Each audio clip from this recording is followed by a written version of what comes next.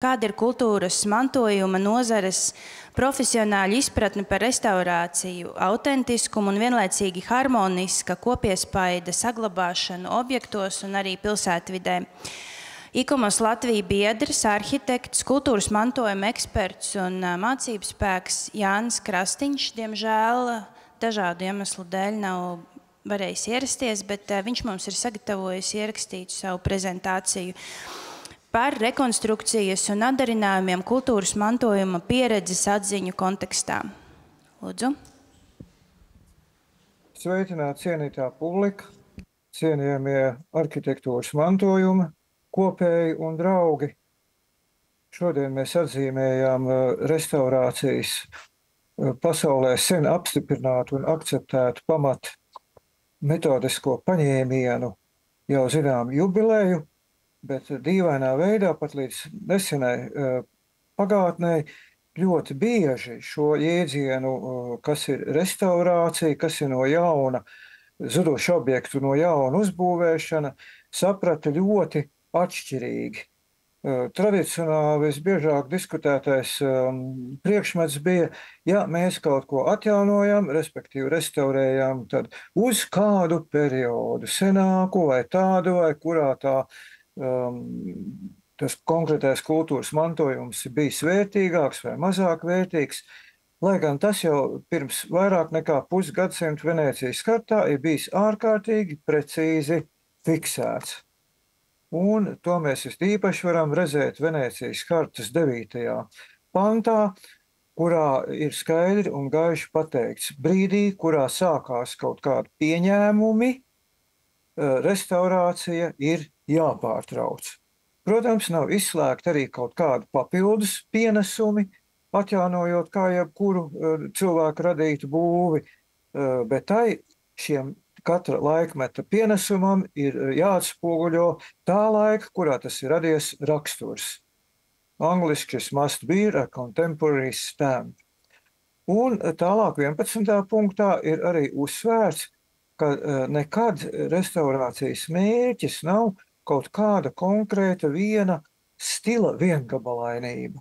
Un to jau mēs redzam, varbūt pats uzskatāmākais piemērs ir Pētera baznīca, kurai uz viduslaiku baznīcas apjoma tornis tapa sabrukušot iepriekšējām tornim, vēlāk jau 17.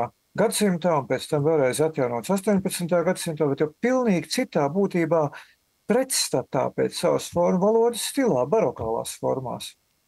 Pēc tam atjaunojot pēc kara Pētera baznīcu, viņa tika atjaunot, ievērtējot visus šos vēsturiskos uzslāņojumus, kuriem katrā vēstures periodā ir bijusi sava vērtība. Un vēl viens punkts, ko gribās uzsvērt 11. panta sakarā, ir, ka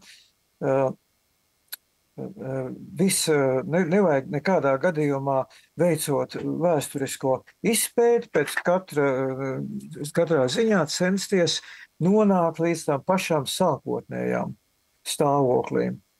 Jo citādi mēs varam iznīcināt iespējams ļoti vērtīgus vēlākos uzslāņojumus. Šodienas arī Latvijas dokumentos, kas attiecās uz kultūras pieminekļu aizsardzību, konkrēti ministra kabineta noteikumos numur 720, kas ir apstiprināti pēdējo reizi 2021. gadā, šis punkts ir arī uzsvērts, ka veicot restaurāciju ir jāizvērtē dažādu laiku uzslāņojums. Diemžēl nedaudz atšifrējumā akli zinām pretrunu. Un jāsaglabā rakstīts būvēm oriģinālo konstruktīvo sistēmu. Ko saprast ar šo oriģinālo konstruktīvo sistēmu? Un atkal var rasties diskusijas, vai tik tā oriģinālā ir tā, kas ir radusies kā pati senākā, un viss, kas ir sekojis, visi pārveidojumi, vairs nav saprotami zem šī jēdziena oriģinālu, ko ļoti bieži aizvietā ar vārdu autentisks. Lielākoties pie tā saprotot to pašu senāko stāvokli.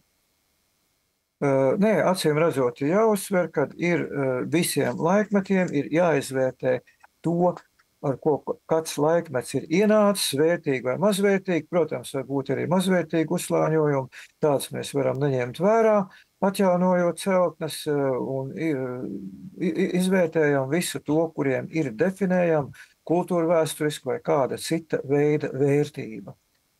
Ļoti sāsinājās šis jautājums pēdējo gadsimtu miju, kad ļoti modē nāca it īpaši padomju okupācijas režīma laikā iznīcināto pieminekļu atjaunošana, atgūšana. Tad sāk diskutēt, teiksim, kā atjaunot Melngalnām.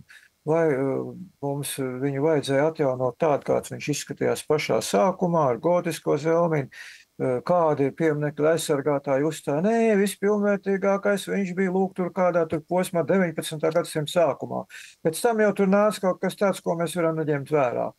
Paldies Dievam, gala rezultātā viņš tika rekonstruēts, jeb uzbūvēts no jauna šis nams, ievērtējot visus tos vērtīgos arhitektoniski mākslinieskos uzslāņojumus, kādi bija radušies ilgā šī pieminekļa eksistences gaitā līdz viņa iznīcināšanai 1941. Pareizāk sakot, 48. gadā, kad Krievi uzspridzināja Melnkalnu nama paliekas. Arī šeit ir uzsvērts, tad arī šī tā sauktā Rīgas karta, kurā ir uzsvērts, ka atjaunojot zudušus pieminekļus, nedrīkst tie tik balstīt uz kaut kādiem pieņēmumiem. Un kad pilnīgi izslēdzama ir repliku radīšana, respektīvi, uz kaut kādiem pieņēmumiem balstītu tādu produktu radīšana, kur it kā atgādina kaut ko senāku, lietojot citu laikmetu izteiksmes līdzekļus. Katram laikmetam ir savi izteiksmes līdzekļi. Un katram laikmetam šeit ir savu veidu jau neliela interpretācija, uzsverot vēlreiz Venēcijas kartā kādreiz jau ārkārtīgi precīzi fiksētos metodoloģiskos principus. Un noslēgumā tika gan šajā Rīgas kartā vēlreiz uzsvērts, ka šādu zudušu pieminekļu radīšana no jauna, protams, vienmēr ir pieļaujama. Viņa ir pieļaujama un varbūt pat arī atbalstām gadījumos, ka šim piemineklim ir tiešām bijusi definēta kultūra vēsturiska vai cita veida vērtība, ka viņa kopējā nozīme cilvēces kultūras vērtība uzkrājumā ir ne tikai lokāls, bet noteikti arī plašāk mēroga nozīmes un, kas ir vissvarīgākais, kad ir pieejama ārkārtīgi precīza dokumentācija par šo pieminekli. Tā, lai neradītu vēstures viltojumus. Tie ir šie teorētiskie pamati, kuru tādu vai citādu veidu interpretējumu aplūkosim tālākajā mūsu šīs sarunas gaitā. Lūk, ir ļoti interesants piemērs, tā sauktā anastilozis metode, kas ir pilnīgi lietojot tikai un vienīgi autentiskos, tas ir sākotnējos būvu elementus, tātad autentisko materiālo substanci, tiek samontēta laika gaitā sabrukuši pieminekļi, viena atsevišķa daļa. Konkrēti šī ir Celsus biblioteka Efesā, ļoti pazīstamā antīkās Romas pieminekļu koncentrācijas vietā. Un, tā ir, protams, pilnīgi nepārprotami. Šeit nekas nav viltots, tie ir visi oriģinālie elementi, no kuriem ir izdevies tik tā atkal no jauna samontēt šo kādreiz laika gaitā bojā gājušās bibliotekas lasītājus ieejas portiku. Augšējā pa labi attēlā varam redzēt, kas no viņa tur laika gaitā bija pārpalicis. Pāri elementi ir atrasti arheoloģiskos izrakumos un ļāvuši šādā veidā rekonstruēt zudušo antīko pieminekli. Apmēram tādā pašā veidā ir atjaunots turpat netālu, būtiski blakus atrodas slavenais Efesas teātris ar fantastisko akustiku, ko dažādi kiromateriāli parasti demonstrē.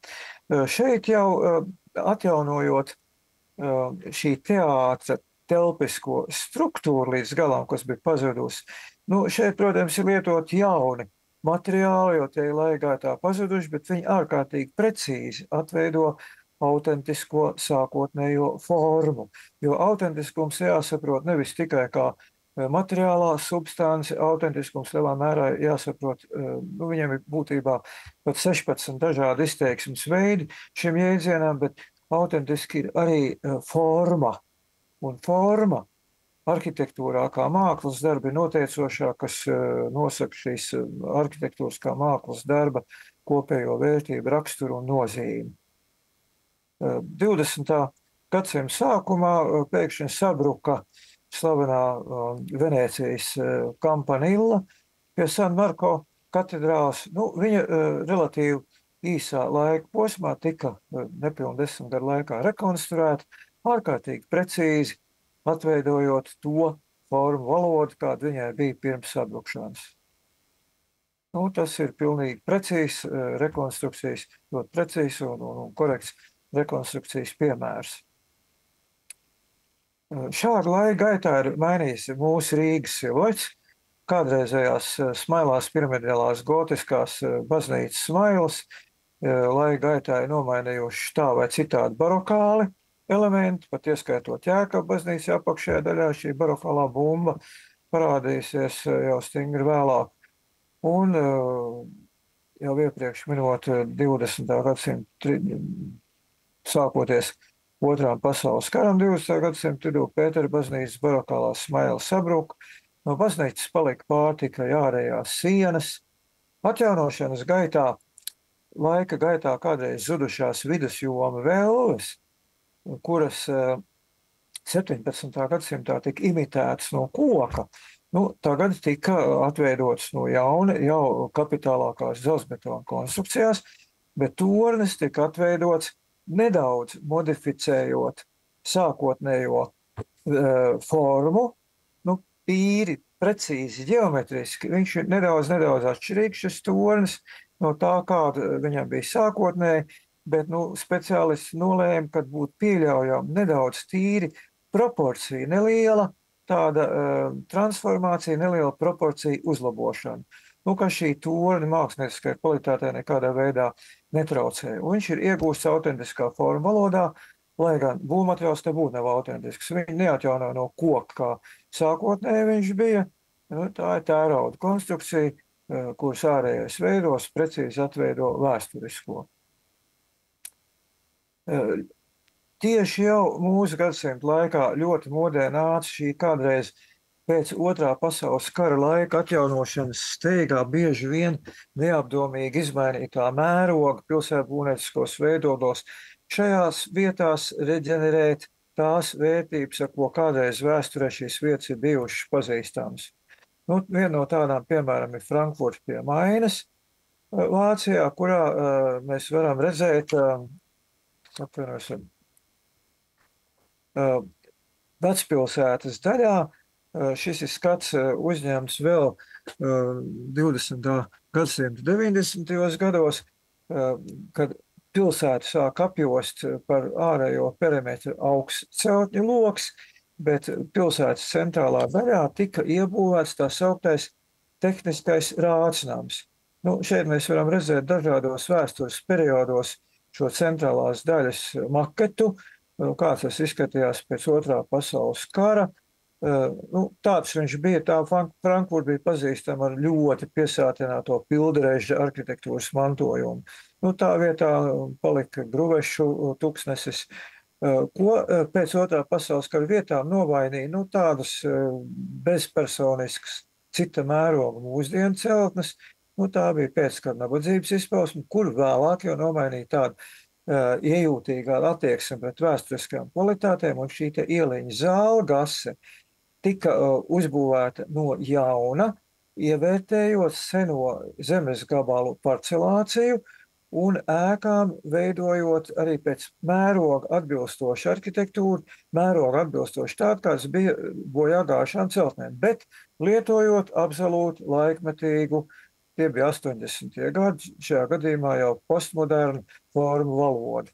Aiz visa tā, diemžēl mainījās kadrs, mēs šeit redzam, tika 70. gados uzbūvēts šis te diezgan brutāli vēsturiskajā smalkajā vidē nemēroga lielā celtnē būvēta, tā sauktais tehniskais rācnams.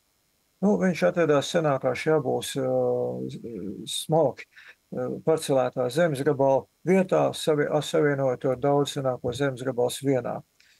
Turpat blakus ir Rēmers laukums, kurā jau sākotnēji nolēma rekonstruēt kara laikā bojā gājušās ēkas. Nu, viņām bija precīzi dokumentācija, un tas ir arī tiešām atgūts zudušais kara laikā vēsturiskais mantojums. Nu, Frankfurtē kādreiz jokoja, ka varēja jau arī laikmetīgāk pieiet un šai vietā būvētajās senajās formās arī varbūt debesskrāpjus. Nu, tā, protams, ir smalka tāda ironija un humors. Tā vai citādi, bet ja vēl 2005. Gadā šajā vietā mēs redzējām šo tehnisko rācnamu ar visu to neatbilstīgu arhitektūru, tad lūk jau 10 gadus vēlāk, 14. gadā, viņš ir nozudis. Tas ir skats no Maintura un viena no šiem debeskrāpiem. Un tā vietā ir precīzi rekonstruēta pirms kara tur bijusī apbūve, nu, kura bija precīzi fotofiksēta, arī dažādi rasējumi un cita dokumentācija bija pieejama. Respektīvi šie Rīgas kartā fiksētie principi šeit bija ļoti vienkārši īstenojami un atbilstoši. Nu, turpat netālu šī Zāgase, kura ir sava laika arhitektūras pienesums, bet senāku laikmetu, tātad apkārtējās vides kontekstam atbilstošākā mērogā. Vēl viens piemērs Vācijā Hildeshēmā, kurā nu, šī diezgan bezpersoniski vispārinātā modernās kustības arhitektūra, kā tur ienāca galvenokārt 60. un 70. gados, šobrīd ir nomainīta ar no senākiem fotofiksējumiem, pazīstamām celtnēm, bet šīs ir celtnes, ar kur bija pilna visa vēsturiskā literatūra. Tagad viņas ir ieguvuši šau veidolu aplūkojam dabā, gluži tāpat kā mūsu Melnkalnāms. Bieži vien šajā pēckara atjaunotnē arī ļoti vienkārši vispārināt rīkojās slavenajā Vīnes operas namā, kur zālē iekrita bumba un viņa pilnīgi tika iznīcināta. Viņa tika 60. gados atjaunot apmēram it kā imitējot vēsturisko zāles telpisko struktūru, bet absolūti primitivizējot interjera apdari. Šķiet tā zāle iznāca tāda, ne šis, ne tas. Kamēr pārējie, teiksim, šīs te kuluāra daļas, tās ir saglabājušās un restaurētas autentiskā veidolā. Pilnīgi atšķirīga pieeja bija līdzīgā gadījumā Dresdenē, kur slavenā Zemper opera cieta varbūt pat vēl smagāk nekā Vīnes opera, tāpat zāles ārsienas saglabājās, bet viss pārsakumi aizgāja bojā un ilgākā laika periodā operas nams tika paplašināts, aizmugurē viņām savam laikmetam pilnīgi atbilstīgi nepieciešamo palīgu telpu celtne tika piebūvēta klāt, bet vēsturiskajā daļā ļoti rūpīgi, tas ir, protams, ārkārtīgi dārgs process, tika atjaunot gan visa publikas kuluāra daļa, gan arī pati skatītāja zāle, precīzi atveidojot, nevis imitējot tagad, bet precīzi atveidojot, rekonstruējot šeit zudušo Dresdenes operas skatītāju zāli.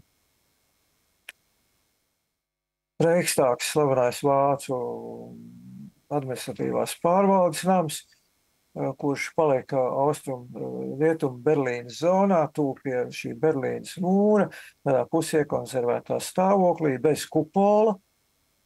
Un pēc Vācijas atkal apvainošanās, pēc Berlīnas mūra krišanas, tur dažādi varianti bija, kā viņu atjaunot. Šeit izvēlējās atjaunot kupolu, kas ir asociatīvs ar vēsturisko, bet veidots absolūti mūsdienīgā formu valodā, kas arī atbilst izmainītajai ēkas iekšējai funkcionālajai telpiskajai struktūrai. Mūsu slavenais angļu arhitekts Normāns Fosters tur izstrādāja milzu un daudz dažādas variants, kādi būtu varējuši būt tie kupoli. Beigās izvēlējās formu, kas ir varbūt vistuvāk tādā tīri asociatīvā plāksnē vēsturiskajām. Tas ir tieši šis mūsdienu un vēsturiskās substances sintēzes paraugs. Nu, diezgan netālu no turienes atrodas šī Berlīnes pils. Te mēs redzam viņas vēsturisko maketu. Tā bija tāda baroka laika, daudz vēlāko laikmetu uzslāņojumiem, galvenokārt 19. gadsimta eklektismu, apaugusi un ļoti slavena, ļoti grezna celtne, kura bija gandrīz pilnībā nopostīta un kuras vietā, tā jau bija Krievu okupācijas zonas, pusaustrumu Berlīna, uzbūvēja tā saukto Republikas pili. Paši par sevi ļoti funkcionāli, arhitektoniski ļoti interesanti, ļoti laikmetīgi celtne, bet tika atzīts, ka viņa ir it kā neveselīga iekšā, jo celtne, kas ir pilnībā veidota tērauda konstrukcijās, tad visas šīs tērauda konstrukcijas tika nodrošināts pret uguns nelaimi, tarkretējot, respektīvi uzsmidzinot šīm konstrukcijām asbestu masu virsū. Vairāk tūkstoši tonu šī asbesta. Asbests šādā veidā iestādāts konstrukcijās neko nav kaitīgs. Kaitīgi ir asbesta putekļi, kas gaisā var kaut kur figurēt. Bet nolēma, ka tā celtne ir kaitīga un ka viņa jānojauc, un tad diskutēja ilgi, ko likt viņas vietā. Diemžēl toreizējais Vācijas kanclers Šrēders pateica, jāatjauno šī pils, lai gan speciālisti. Te mēs varam redzēt jau nojaukšanas procesu šo Republikas pili. Viņas vietā skatā no Šprē upes kanāla ir atveidots kaut kas diezgan līdzīgs, varētu teikt, rekonstruēt diezgan precīzi iepriekšējā laikmetā šīs celtnes fasādi, bet no paša Šprē upes ir radīts kaut kas diezgan nesaprotams, it kā mūsdienīgs, bet mākslinieciski absolūti nesaderīgs, un pats par sevi ārkārtīgi robusts vai arhitektoniski brutāls veidojums. Diemžēl arī tādi nevisai pozitīvi vērtējami piemēri ir šajā par katru cenu atjaunošanas seno zudušo vērtību atjaunošanas mēģinājumos. Salīdzinot ar to, kā tā fasāde tur ir bijusi pirms tam, protams, šeit runāt par kaut kādu mākslinisko kvalitāti diezgan grūti. Tas ir pretēji rakstura piemērs ļoti pazīstamais Sony areāls bijušajā, jau austrumu Berlīnas pusē pie kritušā rietumu Berlīnas mūra, kur rietumu Berlīnas pusē bija Hans Šarūna Berlīnas filharmonija, Mīsa van der Rohes mākslas galerija, Berlīnas biblioteka, un tad šeit mūrim krītot, viss šīs rajonas tika reģenerēts pilsētbūvnieciskā izpratnē, atbilstoši vēsturiskam, bet lietojot absolūti mūsdienu apbūvi.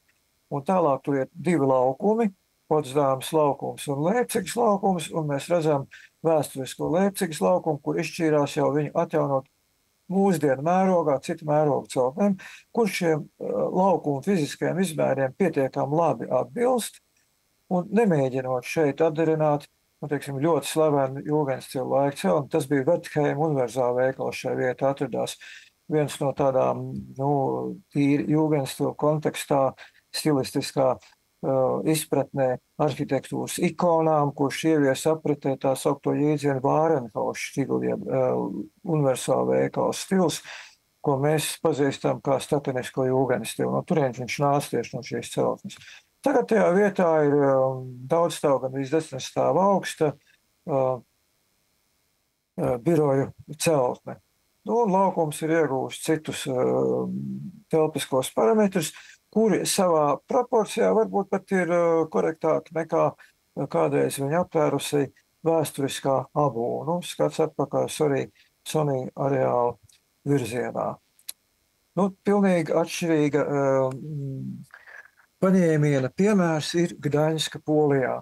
Pilsēta, kur arī tika drastiski iznīcināta Otrā pasaules kara laikā, bet viņi jau no sākta atjaunotnes gala izvēlējās tomēr reģenerēt šo fantastisko Hanzas pilsētas arhitektonisko veido. Šeit mēs redzam vienu un to pašu vietu augšējos attēlos Motlavas upes krastā, tas augtais krāns, jeb celtnes, kur no kuģiem, tad mēs viņam redzētu, kāds viņš bija vēl pirms gandrīz pusgadsimta, un tas ir pagājušā rudena fotogrāfija. 70. gados tikai no mūsdienu materiāliem, no ķieģeļiem tika sabūvēta šī ēku apjoma. Šobrīd visi viņi ir jau ieguvuši šīs celtnes arhitektonisko apdari, diezgan precīzi atveidojot vēsturisko. Ne visās vietās tas ir darīts, ļoti daudzās vietās, un šobrīd jau tāds ir pārsvarā Gdaņskā, lietojot pilnīgi mūsdienu arhitektonisko valodu, gan artikulācijas, gan materiālu lietojumu izpratnē, bet atveidojot šīs zelmiņu, tipiskos viduslaika abūs paņēmienus, zelmiņu fasādes pret ielu pavērstās. Un tad, piemēram, šajā ieliņā, kurā tādas pirms Otrā pasaules kara šīs zelmeņa ēkas vairs maz nebija. Vienā pusē abūve saglabājusies, šeit mēs no tā viduslaika nocietnēm to redzam. Tās ir restaurētas, korekti saglabājot, galvenokārt jau 19. gadsimta eklektismu stilu fasādes, bet pretējā pusē, kur vēl pirms nepilniem 10 gadiem abūve vispār nebija atjaunot. Šobrīd tur slējās mūsdienu viesnīcas, biroju nami, kuri tā vai citādi interpretē šo pilsētai vispār raksturīgo silueta principu pret ielu pavērsto zelmini, bet absolūti mūsdienīgā formālā izteiksmē. Lūk, viena cita viesnīca celtne, līdzīgā veidā šis pats paņēmiens izmantots. Centrālajās ielās ir precīzi rekonstruēta, pareizāk sakodošie, restaurēta vēsturiskā arhitektūra, kur pretīm daudz citi kvartāli ir ieguvuši pilnīgi jau mūsdienu celtnes, tikai ar šo vēsturisko atsauci, asociatīvā, tikai siluetu uztveres izpratnē arhitektūras valodā. Iegūstot būtībā vienu unikālu un brīnišķi pārsteidzošu pilsētu. Katram, kas viņā nav bijis, tā vienmēr ir viens emocionāli patīkams pārsteigums. Šis ir piemērs absolūti eksaktai rekonstrukcijai. Rekonstruējot atsevišķi detaļas. Ļoti slavena, drīzāk gan neogotiska, bet jūgenstila ēka, pazīstamā kataloģu jūgenstila dižmeistara Luisa Domēneke Montanēra, Kaza Navas, viņa, tā nav viņa, bet slavenā Gaudī dzimtā pilsēta Reusa. Tā māja izskatījās pirms 30. gadiem, kad Spānijā plosījās pilsoņu karš, 38. gadā blakus kvartāla stūrī vienā mājā iekrita bumba, diezgan arī pabojājot šo Kazanavas. Pēc tam viņi tika ēka atjaunot, bet stūra tornītes un zelmīns palika neatjaunoti. Tikko pat ir atjaunot zelmīns, precīzi atveidojot vēsturisko formu valodu. Tas ir dokumentācija, viss ir, un arhitektūra, protams, ir šādā veidā atgūstama pilnīgi precīzi. Tā ir atgūta zudusī vēsturiskā vērtība. Iekšā šī celtne pārsteidz ar autentiski saglabājušos apdari. Tas ir tāda Katalonijas jūgenstila viens no tādiem šedevriem būtībā. Pēc kara jau vispār bija modē noliekta gan 19. gadsimta eklektisma arhitektūra, gan jūgenstila, it īpaši Austrijā, lūk, piemērs, kad Vīnē remontējot ēku 60. gados, 19. gadsimta eklektisma visas detaļas tika, toreiz uzskatīt, tā ir tāda bezgaumība, ņemam viņu nost, uztaisām to māju smukāku. Šobrīd mēs attāmies, ka nekāda estētiska vērtība šādā primitizētā arhitektūrā nav.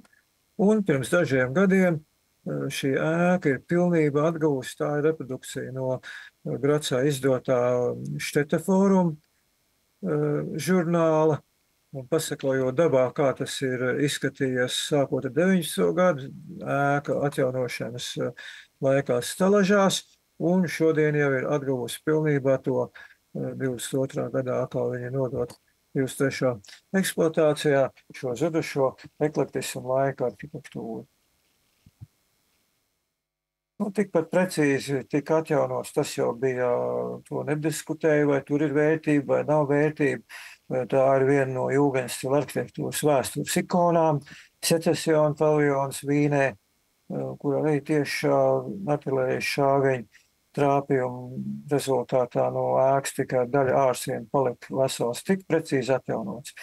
Un ļoti interesanti detaļa, kam šeit gribēju pievērst uzmanību, kā izmantot šos Venēcijas hartas principus. Dažkārt viņi tiek pārspīlēti. Šis ir ļoti interesants piemērs, tā paša Katalāņu arhitekta Luisa Domēneke Montaner, par ko tikko runājām, San Po hospitāls Barcelonā, šobrīd pasaules kultūras mantojuma sarakstā ierakstīta celtne, un 90. gados speciālisti, kas nodarbojas atjaunošanu, ļoti lepni, man toreiz tur nācās būt ikomos ekspertam, viņi norādīja, ka lūk, dažām skulptūrām tur atsevišķas detaļas nesot bijušas. Tur rokā esot trūcis viens fragments. Un tagad atjaunojot, tā rokā tā apakšējā daļa bijusi, bet tā vidējā daļa trūkusi. To mēs ielikām speciāli citādā krāsā, lai tas būtu tā kā cita laikmeta substance, un tad atbilstoši Venēcijas kartas principam viņam jāatkās citādākam. Tas laikam būs jau pārspīlējums pārprastā izpratnē par šiem Venēcijas kartu principiem. Protams, katra laikmeta uzslāņojumam, bet rekonstruējot precīzi zudušu vērtību, tā jau nav cita laikmeta pienesums. Šeit mēs atgūstam precīzi zudušo vēsturisko kvalitāti, kura šajā hospitāļa iekštelpā bija zināmā mērā deformēta ar vienu jaunbūti. Mēs viņu vēl redzam 20. gadsimta nogales foto uzņēmumā. Tā bija vārtu celtne iepriekšējos attēlos, un šeit no tās pašas vietas paskats pagājušajā gadā jaunāk. Šī celtne, kura ļoti neierakstījās visā šajā te ļoti smalkajā, daļai tādā neo-mudehāra, bet jūgenstila interpretā stilā šī pasāžu, visu celtņu pasāžu apdarē, šobrīd ir ar citādas tonalitātes, kas viņu neuzkrītoši iekļauj šajā vēsturiskajā vidē. Tādā veidā laikam arī ir jābūt tiem mūsdienu uzslāņojumiem. Viņiem ir jābūt saderīgiem ar vēsturisko vidi. Vesela celtņu liela grupa ir viduslaiku pilis, kuras ļoti arī mēs mīlam atjaunot. Viņas jau ir tādas interesantas, kādreiz kā tur bija tais viduslaikos, kā nebija. Un ļoti bieži mēs pastudinām, ka tās drupas, kāds ir nonākuši līdz mūsdienām, ka tā ir pat par sevi šī kultūra vēsturiskā vērtība. Diez vai drupas paši par sevi ir kaut kāda, kultūra vēsturiski tā jā, bet ne mākslinieciska vērtība nekādā gadījumā. Jo šī mākslinieckā vērtība var piemīt tikai pašai celtnei, nevis viņas paliekām. Leiši slaveno Traķu pili Galvas ezera salā sāk atjaunot jau Krievu laikā. Toreiz Maskava viņus tur dikti bāra, ko viņi tur nodarbojās tajā brīdī, ka jāceļ kvadrātmetri darbļaudiem, kur dzīvot, viņi tur viduslaiku pilceļ, bet lietuvieši konsekventi gāja savu ceļu, un šobrīd viņi pilnībā rekonstruē celtni. Acīm redzot, atsevišķās daļās var diskutēt par šī autentiskuma precizitāti, bet būtībā ir atgūta atpakaļ ļoti precīzi viduslaiku kultūra vēsturisku vērtību. Šobrīd turklāt ārkārtīgi labi ekonomiski darbojās. Turisti tur gāžās pūļiem, un tā lieta ir pat ienesīga. Viņa nenes zaudējums, drīzāk otrādi. Tieši tāds pats piemērs ir Narvas pils Narvā, pilsētā, kura otrā pasaules kara laikā pilnībā tika noslaucīta no zemes virsmas un Krievu laikā aizvietot ar tipveida sēriju dzīvojamajām ēkām. Šī viduslaika pils, kas bija robežu punkts ar Krievijas spiešanos uz rietumiem, pretī ir Vangorodas cietoksnis, un šobrīd viens otram pretī tur skatās.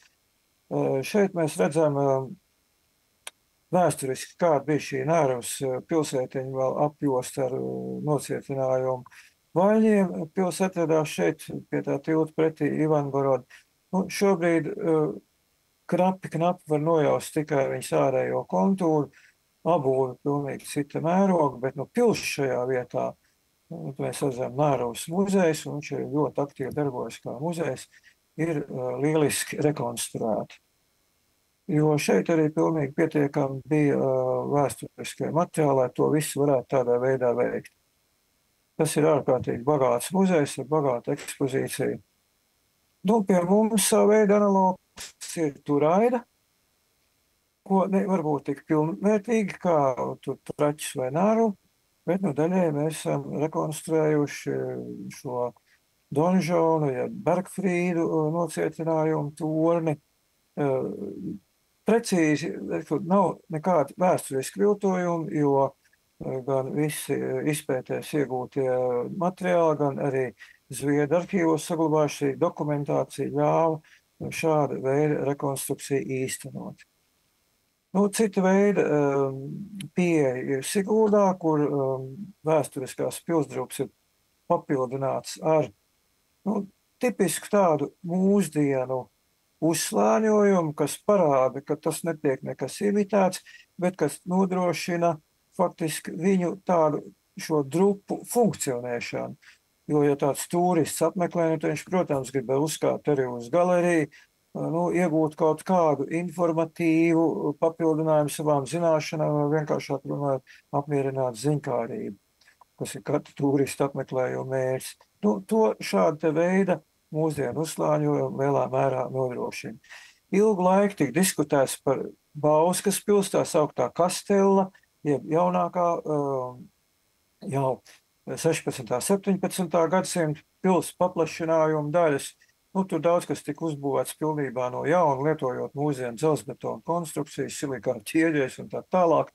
Bet gala rezultātā mēs esam ieguvuši, pateicoties viņas ilgadējā direktora Māra Skaņa, arhitekta, kura mūža veikums ir šī Bauskas pils. Tas ir lielisks tāds rekonstruēts dažādu laikmetu, viduslaiku un tam sekojošo renesansu uzslāņojumu rekonstrukcijas meistars, ieskaitot šos grafito ar sienu apdari vai šo alkānu vai terasi ieeju, kur daļēji izmantojot to metodu, ko sākām mūsdienu prezentāciju Efes bibliotekā. Šeit ieejas portāls terases augšējā līmenī ir rekonstruēts, izmantojot atsevišķus arheoloģiskos izrakumos atrastos autentiskos elementus. Un savukārt nesen no jauna uzbūvētā torņa augšējā daļa diezgan precīzi rekonstruē to, kāds viņš vēsturiski var izskatīties, bet nemēģinot tur imitēt vai kaut kādā veidā interpretēt citus zudušos konstruktīvos elementus, bet šo torni nodrošinot tā, lai viņš varētu pildīt savu funkciju turismu industrijas vajadzībām. Ventspils pils vienmēr ir turpinājusi funkcionēt, nekad nav nonākusi līdz drupām, bet mūsdienās pārvēršot viņu par muzeju, ieguva ļoti pamatotu uzslāņojumu, stikla jumtu, kas ļauj nodrošināt viņas normālu funkcionēšanu jebkuros laika apstākļos. Toties daži šit iekšā apdares elementi būtībā tāda imitācija, kur arhitekti vairāk atbilstoši arhitektu priekšstatiem pa kaut ko kādreiz tur bijušo bez precīzi dokumentāru pamatojumu.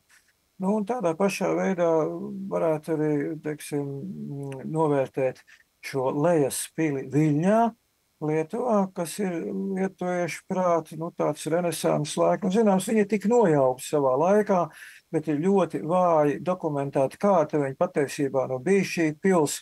Šeit izmantojot dažu citu celtņu formu analogu, šis attikas stāvs ir atveidots. Šobrīd jau it kā viņa ir iegājusi apritē un visiem sāk likties, ka tas ir kaut kas tiešām autentisks kultūras vērtība, bet būtībā tas ir sava veida vēstures viltojums. Šie vēsturi jābūt ļoti iejūtīgiem. Mēs esam pakāpeniski solīt pa solītim, šo te objektu Dundagas pili atjaunojuši no ārkārtīgi bēdīgās padomu laika nolaistības. Nepārāk labā stāvoklī bija nonākuši arī šie Telnieka Augusta Folca 19. gadsimta veidotie cīļņi, kuri bija tādi tipiski eklektiskā izpratnē, tādā viduslaika manierē, varbūt piešķīra tādu viduslaika izpratni. Viņi netika restaurēti, bet, diemžēl, nomainīti ar kaut kādām ārkārtīgi neveiklām kopijām. Iespējams, ka tā ir metodiski apzināta lieta. Bet no šajā gadījumā, ja mēs aizvietojam ar kopijām, tad aizvietojam ar kopiju, kur var izveidot arī precīzi un nevis mākslinieciski nemākulīgi. Ļoti apjomīgi rekonstrukcijas darbi notikuši pēdējā laikā Rīgas pilī. Viņi sākās jau pirms vairāk nekā 10 gadiem. 2013. gadā ugunsgrēkā, visi zina, aizgāja bojā šīs augšējā stāva 2 zāles, kuras tika rekonstruētas absolūti autentiskā forma valodā. Tur, kā saka, nekādas diskusijas par metodisko pamatotību vai nepamatotību nav. Laika gaitā pils pārējie korpusi tik stipri pārveidot. Šeit apakšējā daļā mēs vēl redzam, kāda bija viena ekspozīcija zāle Latvijas vēstures muzejā, kur 18. un 19. gadsimtā, kad tur iekārtoja vietējo pašvaldību, ne pašvaldību, bet valdošo administrāciju telpas. Viņas tika diezgan rupi, gan kapela, gan ēdamzāle pārdalīts ar pārsegumiem vairākos līmeņos, un vēl pēdas atradās uz grīdas, pilnīgi tā diezgan dīvaini. Šobrīd tika reģenerētas atpakaļ, rekonstruētas šīs telpas jau sākotnējā šajā gadījumā, kas ir tas pats vērtīgākais, protams, nepārprotam moments, pakāpeniski demontējot kādreiz tur iemontētos pārsegumus, vajadzēja arī reģenerēt logailas pils dienvidrietumu fasādē. Pat tām nekādi datējumi nav. Tās ir ļoti pamatot izveidotas tādā riktīgā mūsdienu formālā izveidojumā, tikai autentiski atbilstošos izmēros. Un tā mēs esam atguvuši šobrīd precīzi arī zinātniski pamatotiem paņēmieniem Rīgas pilī būtībā autentiski saglabājušās viduslaika telpas. Ko gluži nevarētu teikt par šiem paņēmieniem, kad katru cenu mēs mēģinām integrēt iekštelpās. Kaut kādas detaļas šeit, it kā 16. gadsimta glaznojumu, kur mēs pat nevaram rekonstruēt to glaznojumu pilnībā, kaut kādā atsevišķi tikai fragmentiņi. Godīgi sakot, parastam apmeklētājam tas izskatās vienkārši kā nekorekti pabeigts, nekorekti veikt remontu darbi. Varbūt tikai šauri specializētam speciālistam tas izraisīs tur kādas profesionālas emocijas. Jo arhitektūra nav arheoloģija. Tā ir telpveidas māksla, kas ir domāta visiem cilvēkiem.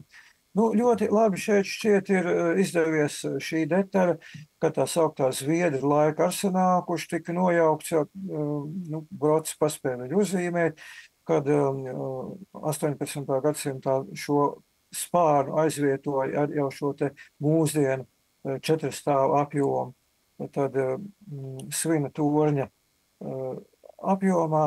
Mēs varam redzēt konstruktīvu nospiedumu no šī Zviedru laika arsenāla jumta gala.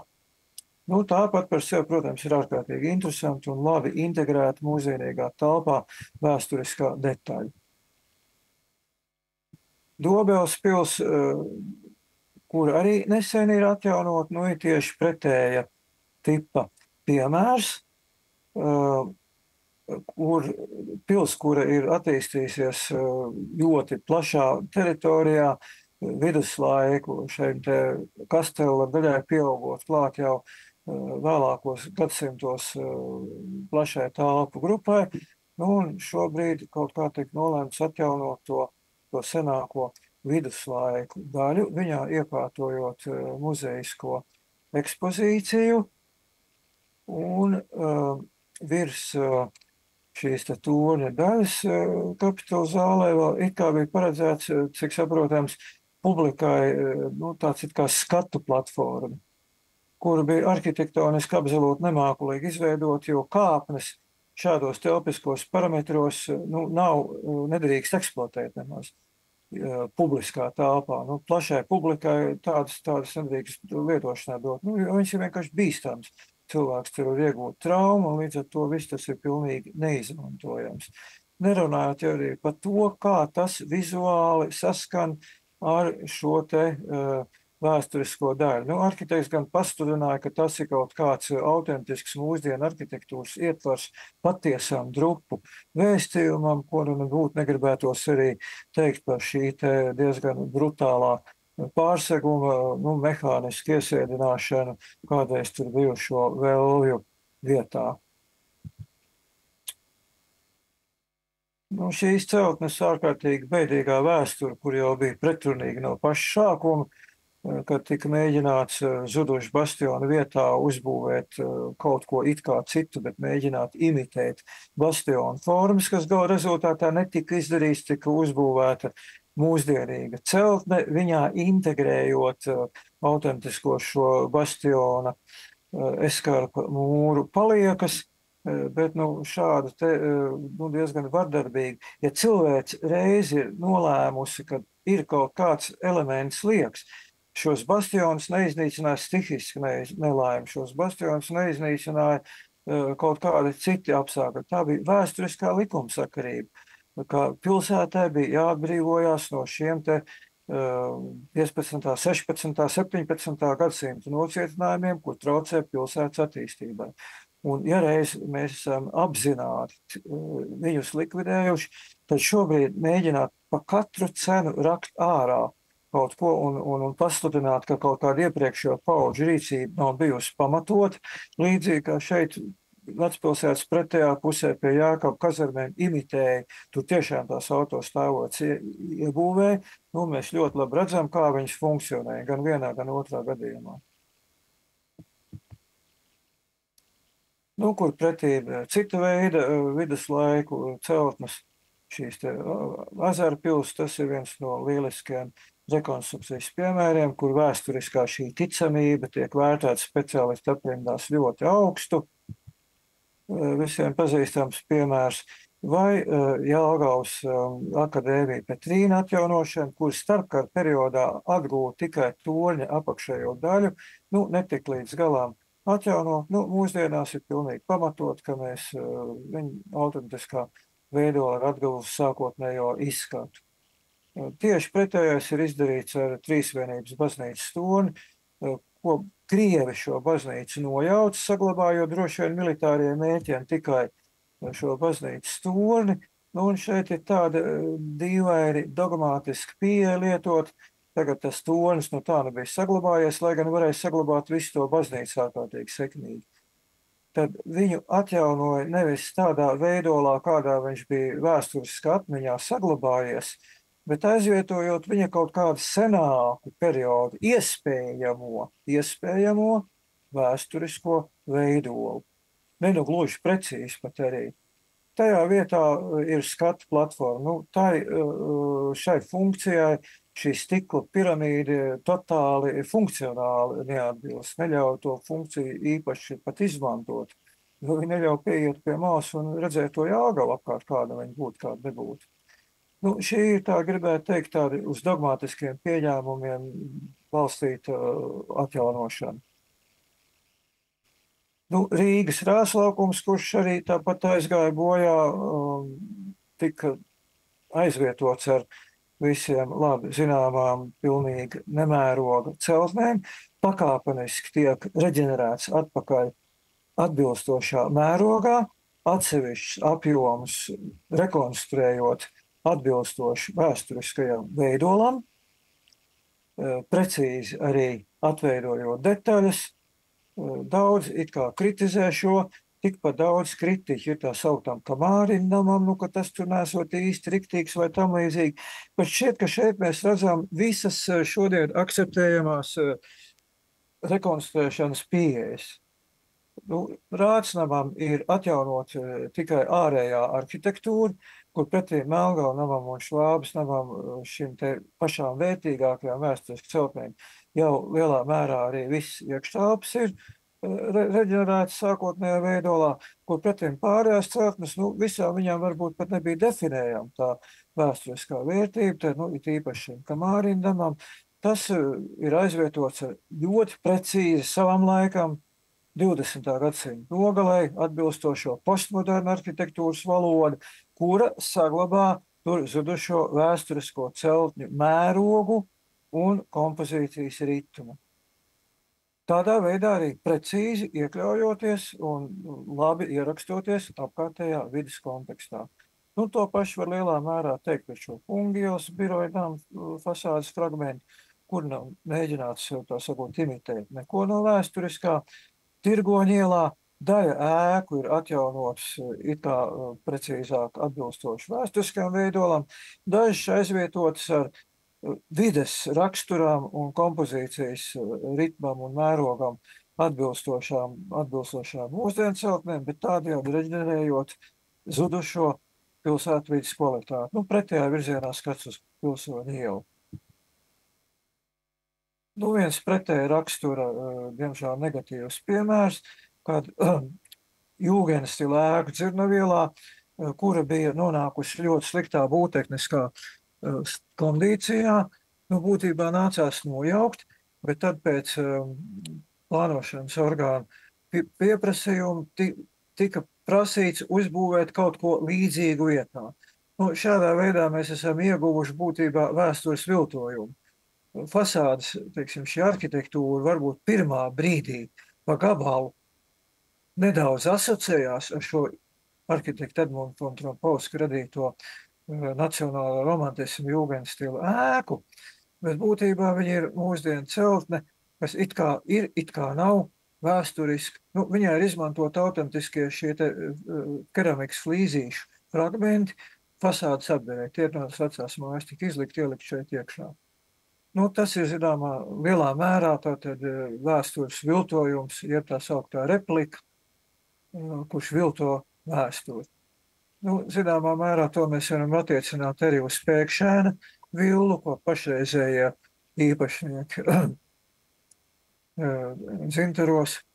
Ja mēs redzam, viņi daudz publicēti vēsturiskajos izdevumos, gan arhitektu biedrības gada grāmatā, gan arhitektu Kupfera grāmatā par dzīvojamām ēkām.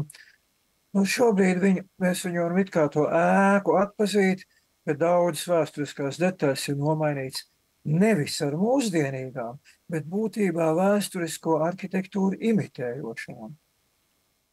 Un tik tālu jau tā ir šīs te vēsturiskās celtnes izkropļošana.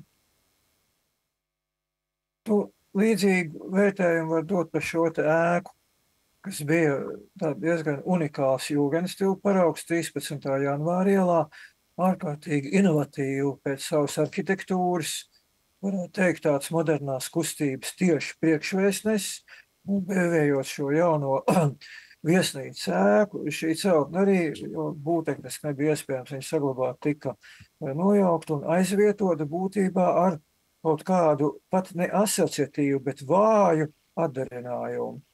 Ieguvām arhitektūru, kas ir sava veida ne mūsdienīga, ne arī vēstures atveidojums, būtībā kaut kāds faktu viltojums. Arhitekts Lukševics uzstājās tieši par šādu pašu pieeju arī, izstrādājot projektu šīs ēkas, kura tika nodedzināta 2018. gadā, Kalnciem ielā, kurā Pārdaugavā ir viens no efektīgākajiem jūgenstila ēku ansambļiem. Un viņa tikpat rupjā, brutālā veidā, viņa sāk jaukt nost, līdz beidzot izdevās saglabāt tikai šo fasādes fragmentu. Nu, šeit laikam nav nekāda jautājuma, ja šo ēku gribam atjaunot, tad viņi ir jāatjauno tādi, kādi viņa bija. Nu, tur nav vispārīgi diskutabls šis jautājums. Dīvainā veidā arhitekts piedāvāja no šīs nejaušās vietas, pilnīgi nejaušās. Šeit vienkārši tikai izdevās apturēt tālāk šīs ēkas nopostīšanu, noziedzīgu nopostīšanu. Viņš uzstājās, ka no tās vietas drīkstam veidot tikai kaut ko mūsdienīgu. Piedāvā dažādas variantus, pat ilustrējot, ka Rīgas hartā neatbilstoši būtu šajā vietā atjaunot vēsturisko fasādu autentiskā veidolā.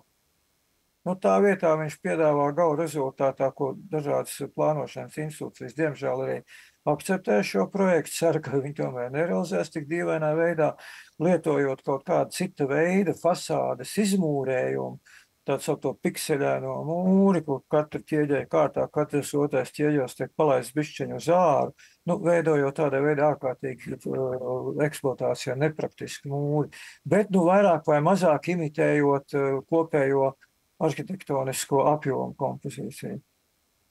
Nu, tas bija šo te vēsturisko dokumentu pamatnostādņu, klasisks neizpratnes demonstrācija. Varbūt ne pārāk labs piemērs ir arī šāda vēsturiskā elementa aizvietojums, ar šādu tipu virslogu. Tas ir piemērs no Liepājas. Rīgā līdzīgs piemērs ir restaurējot šo ļoti interesanto eklektiskā jūgenstila ēku Smilšu un Alba ielas stūrī. Netika atjaunota skulptūra ēkas stūrī, diez ar viņu, bet atkal viens tāds uz pieņēmumiem balstīts iekštelpu apdars moments. Kāpņu telpā, kuras ieejas skalli tika ļoti labi un precīzi restaurēti, bet sienu nekāda apdaras paņēmieni izpētē netika konstatēti.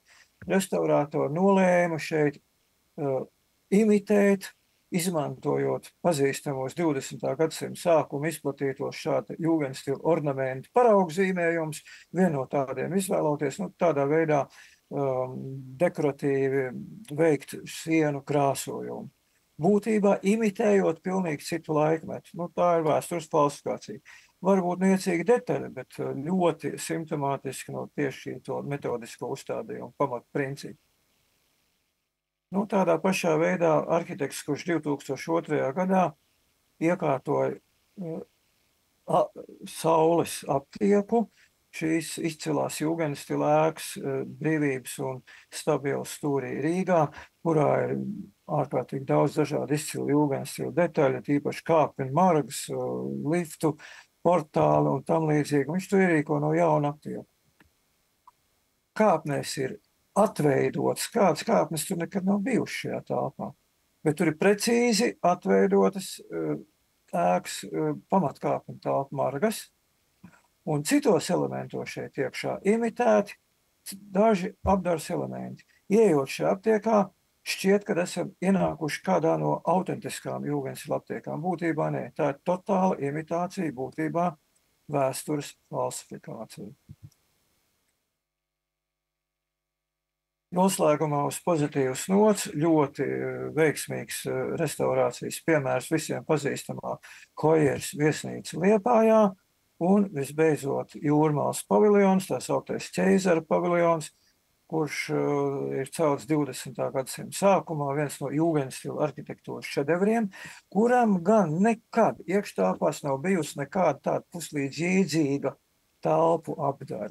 Diezgan tāda brutāla, primitīva, vienkārši dēļu, griestu un sienu apšums un viss. Pateicoties privātu uzņēmēju iniciatīvai, šī celtne mūsdienās ir absolūti precīzi apguvusi savu sākotnējo ārējo veidolu un arī piesātinātu iekštelpu interjeru. Ir notikuši daudz diskusijas, vai tas ir pamatot vai nē. Šķiet, ka ļoti pamatot, jo būtībā ir jābūt zināmam līdzsvaram. Un šeit arhitekti ir izvēlējušies ļoti precīzi neimitēt kaut ko no jūgenstila, jo tas autentiskais bija tāds, kā šeit mēs redzam. Faktiski stila formālās dekoratīvās pazīmes bija tikai mēbelēs pamanāmas, bet ne paši telpas griestu vai sienu apdarē. Šeit izvēlējās tādu tīrā postmodernu valodā, vairāk vai mazāk eklektiskus elementus, kuri ir skaidrā kontrastā ar šo jūgenstila arhitektūru un jebkurām laikam kultūra orientētām, inteliģentām apmeklētājām, parāda, ka tie laikam nav kaut kāda sava laika produkti, bet ka tas ir mūsdienu uzslāņojums. Tā ir, acīm redzot, arī metodiski pamatot pieeja, kas ir devusi ļoti labu mūsdienu rezultātu un skaisti atgūtu kultūras mantojumu. Paldies par uzmanību.